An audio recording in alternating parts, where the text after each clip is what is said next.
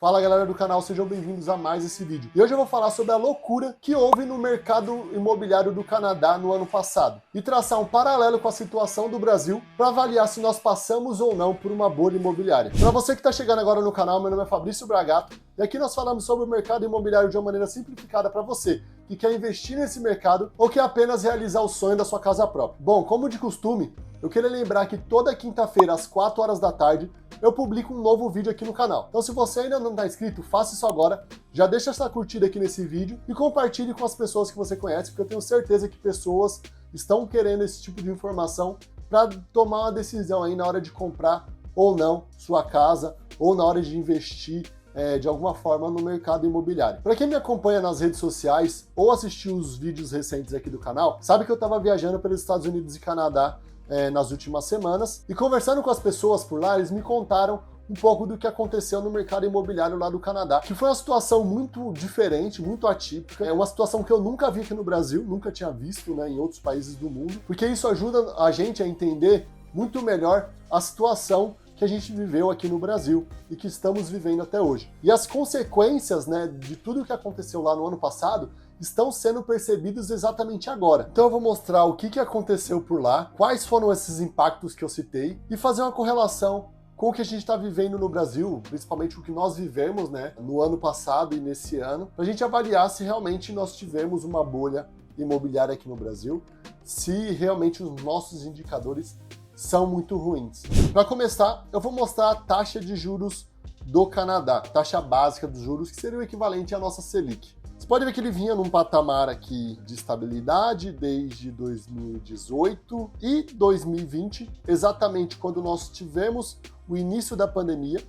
Eles derrubaram a taxa de juros aqui com receio dos eventuais impactos na economia da pandemia. Eles estavam esperando que houvesse uma recessão aqui. Essa taxa ela permaneceu muito baixa, 0,25, até o começo desse ano, quando ela disparou, em poucos meses ela saiu de 0,25 para 3,25, sem nenhum sinal aqui de estabilidade. Também, por conta de indicadores que eu falei em vídeos anteriores, então a economia lá ainda está muito inflacionada. A tendência é que esses juros ou permaneça dessa forma ou aumente, E considerando o que nós temos nos Estados Unidos, é provável que eles vão aumentar, sim, as taxas de juros. E como eu já falei anteriormente também, o mercado imobiliário ele é muito movido pelas taxas de juros. Então, enquanto nós tivermos altas taxas de juros, aqui no caso deles, muito superior, quase o dobro do que eles estão acostumados, o mercado vai continuar sofrendo bastante. Só lembrando que aqui a gente está falando de taxa básica, tá? Não é a taxa do financiamento específico, porque ela é um pouco maior do que essa taxa básica. Mas aqui a gente consegue fazer uma correlação entre as taxas de juros básicas muito baixa e o aquecimento, como é que gira o mercado. Bom, quando eu estava lá no Canadá, principalmente na cidade de Toronto, eu tive a oportunidade de conversar com algumas pessoas. Eu tenho alguns amigos que moram lá na cidade, também conversei com alguns corretores de imóveis. Mais pra frente eu vou até mostrar um take que eu fiz dessa imobiliária com alguns imóveis que eles estão vendendo, e a gente fala um pouquinho sobre os valores atuais. Mas o que eles me disseram foi que o ano passado estava realmente uma loucura. Os imóveis que as pessoas anunciavam estavam sendo vendidos menos de uma semana. Estava tendo um leilão para aquisição desses imóveis, então, que é uma situação muito inusitada. Para você ter noção da loucura que eles estavam vivendo, você colocava um imóvel para vender, se fosse um bom imóvel, ele recebia ali meio que no padrão 10 a 15 propostas, Em alguns casos, que eles me relataram, até 30 propostas foram recebidas para um único imóvel. As pessoas estavam dando lances, para poder comprar. Tinha pessoas que davam lances únicos de R$100 mil acima do valor que tinha sido anunciado, sendo que alguns imóveis eram vendidos até por 150 mil a mais, Pensando num imóvel de 300 mil, que foi o exemplo que eles me deram. Você colocar um imóvel para vender a 300 mil, você conseguir vender ele por 50% a mais, é um lucro absurdo, assim. Quando a gente considera um mercado imobiliário que não é um mercado tão volátil, se você analisar ao longo do tempo. É óbvio que essa loucura toda trouxe uma série de impactos, inclusive a inflação dos imóveis, Como a gente pode ver nesse gráfico aqui, analisando os últimos anos, desde 2017 até começo de 2020, ele vinha num patamar praticamente de estabilidade, Depois que teve aquela derrubada nas taxas de juros, você pode ver que ele teve um aumento aqui até a metade de 2020, até um pouco tímido, né, por conta da pandemia especificamente, dos receios que as pessoas tinham da pandemia, né, ninguém sabia se ia conseguir manter seus empregos e tudo mais. Mas depois ele começou a estourar aqui, na metade de 2020, 2021, né, que foi exatamente esse período que as pessoas com quem eu falei lá no Canadá me relataram a loucura, até o começo desse ano, onde as taxas de juros começaram a subir, né? Só lembrando aqui, né, as taxas começaram a subir em março desse ano, mas com um pouco mais de força a partir de maio, junho aqui. Então, realmente, isso trouxe um impacto, né? O aumento da taxa de juros, né, provando aquela teoria que eu falei para vocês, impactou diretamente na venda dos imóveis, logo nos seus preços. Então aqui você está num patamar ainda de elevação, mas muito branda. E em decorrência, né, desse aumento das taxas de juros, o mercado arrefeceu, como vocês puderam ver, e muitas pessoas que fizeram o financiamento lá a taxa de 0,25, né, vamos supor que o custo efetivo total desse financiamento seja em torno de 1,5%, de repente viram suas taxas de juros subir para 5%, 4%, 6%, até 6% ao ano, né, no juros real, e isso fez com que muitas pessoas não pudessem pagar seus financiamentos. Tendo em vista, né, que a maior parte dos financiamentos ele é corrigido pela inflação. Além disso, né, os impactos da economia foram grandes, eles estão sofrendo muito com a inflação lá. O mercado ainda está muito instável. Então, muitas pessoas não puderam pagar seus imóveis e tiveram que devolver. Eles me falaram de alguns casos de pessoas que perderam até 200 mil dólares, né, no imóvel de 1.800.000.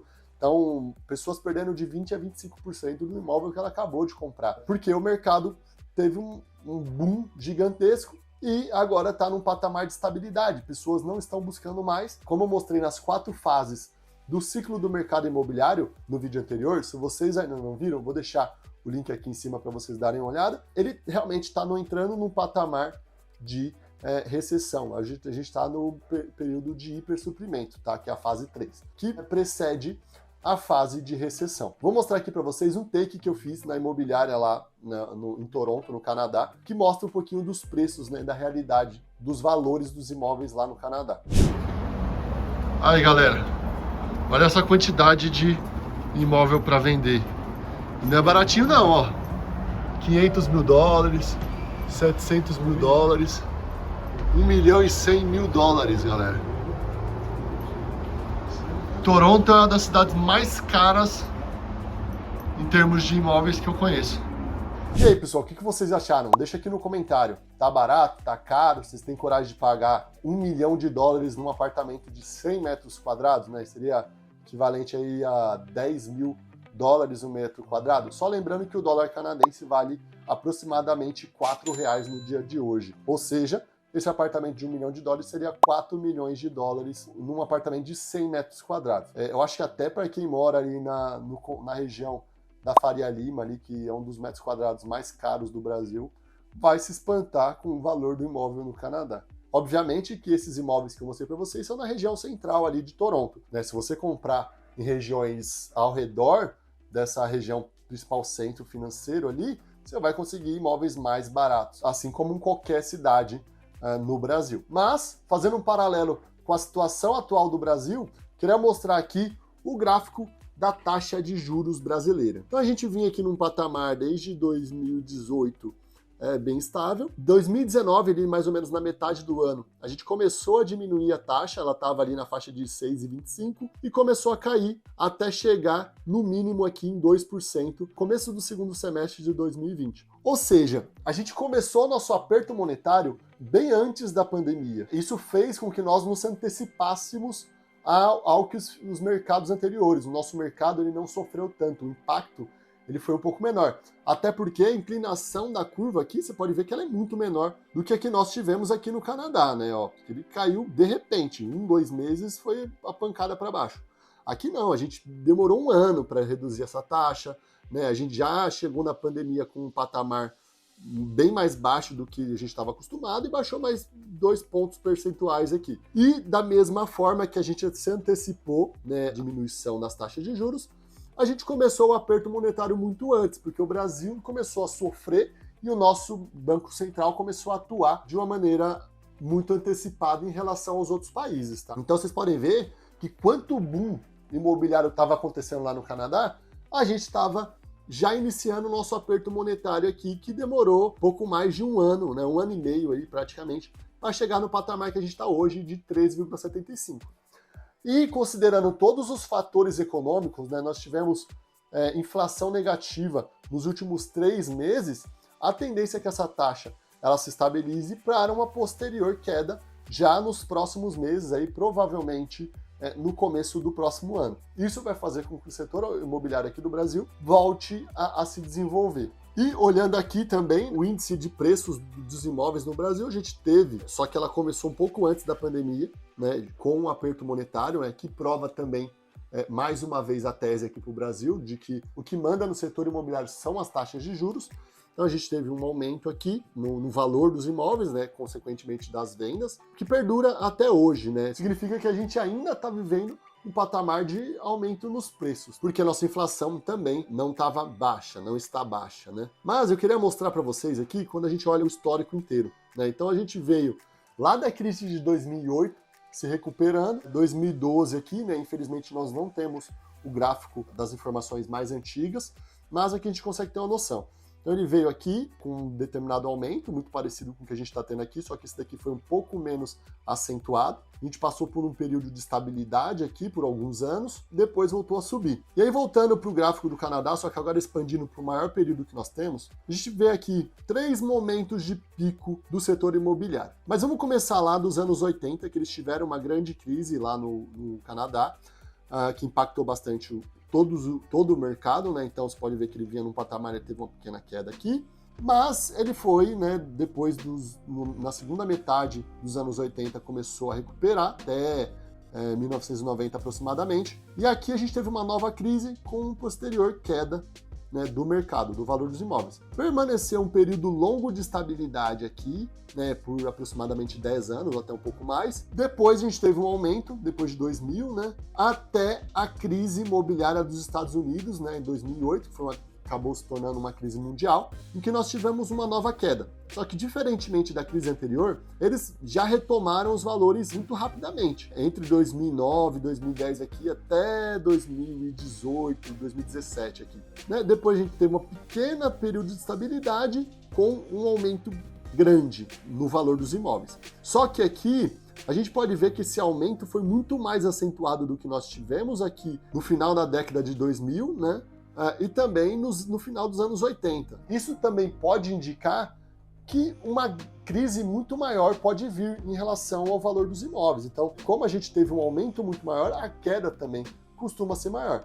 Quer dizer que ele vai voltar para o patamar de 2008?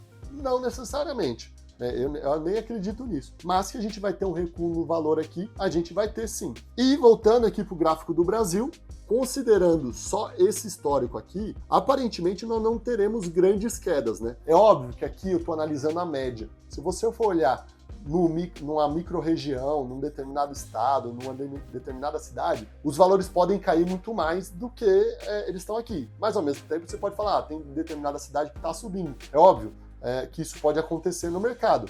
Eu, por exemplo, estava vendo recentemente que Florianópolis ainda está no momento de subida dos preços, né? Em compensação, tem outras cidades que estão caindo, né? Principalmente nos interiores e também em algumas capitais como São Paulo, dependendo da região, o valor está um pouco mais baixo. Então, né, a gente pode experimentar uma nova fase de estabilidade aqui para posterior aumento nos valores. E é óbvio que vocês saberem um bom momento para você entrar no mercado, saber se vai cair, como que está desenrolando todo esse problema da crise mundial, você precisa de informação. E nada melhor do que você se inscrever aqui no canal para acompanhar os próximos vídeos aí, onde eu venho trazendo informações constantes do mercado brasileiro, do mercado mundial e trazendo informações sobre um bom momento de entrada nesses mercados. Seja para imóveis físicos, que é esses indicadores que eu estou mostrando aqui, seja para fundos imobiliários, que é um tópico que eu tenho falado bastante nos últimos vídeos. Mas eu queria ressaltar, pessoal, que essa situação que aconteceu no Canadá é uma situação muito diferente do que a gente tem no Brasil. Eu, particularmente, nunca vi essa loucura toda no mercado imobiliário aqui no Brasil. E olha que eu estudo esse mercado desde 2009. Então, realmente é uma situação muito excepcional. Podem acontecer casos pontuais, né, como eu sempre digo, a gente analisa aqui a média, mas de uma maneira geral, o que aconteceu lá em Toronto e outras cidades ao redor, até London, por exemplo, que é uma cidade muito menor do que Toronto, eles estiveram passando pela mesma situação. Então, se você já viu, já presenciou, já ouviu falar de alguém que passou por isso, deixa aqui no comentário que eu vou ter muito interesse em ouvir a sua história. Bom, pessoal, era isso que eu queria trazer no vídeo de hoje. Mais uma vez, se vocês ainda não se inscreveram no canal, faça isso agora, deixa a sua curtida aqui e compartilhe esse vídeo com as pessoas que você conhece, porque muitos deles estão precisando dessa informação, que estão ali no momento crucial de comprar um imóvel, não comprar, não sabe se é um bom momento. Com esse tipo de informação, eles vão conseguir tomar uma boa decisão. Muito obrigado e até o próximo vídeo.